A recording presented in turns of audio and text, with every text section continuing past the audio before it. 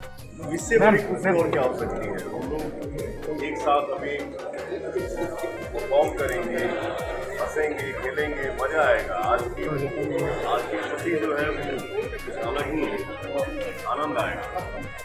पवन भाई से गले मिलेंगे कि नहीं, ये तो बताएं। बड़े भाई हमेशा रहे मेरे और हमेशा रहेंगे, इसमें बुरा है कहाँ। तो मेरे सम्मानित हमेशा रहे, आज भी हैं, कल भी हैं और आजीवन हमेशा मेरे सम्मान में है वो, और हमेशा मैं सम्मान करूँगा क्योंकि भोजपुरी के अंदर संस्कार है, और संस्कार है तो संस्कार में ये हमारे बड़े भाई हैं, इनको देख कर हम बड़े हुए हैं और इनके आदर्शों को अपना आदर्श बनाते ही हम बड़े हुए हैं। तो कोशिश हमारी हमेशा अपने क्षेत्र में रहती है कि हम बेहतर से बेहतर काम करें और उसी पे चर्चा करें तो ज़्यादा बेहतर है, क्योंकि काम से ही चीज़ें बड़ी होगी, विवाद से चीज़ें बड़ी नहीं होगी, तो काम से बड़ी होगी। और मुझे लगता है कि हमें काम ही करना है। जी, भोजपुरी आइकन के लिए क्या कहना चाहेंगे खेसारी जी?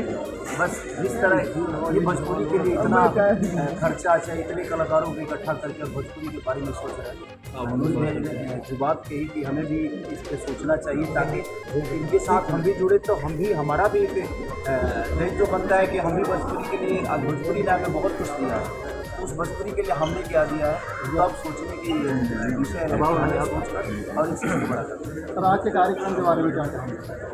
अभी तो बोला शुरू हुआ है, खत्म होने के बाद बताएंगे कि हम लोगों ने कितना इंजॉय।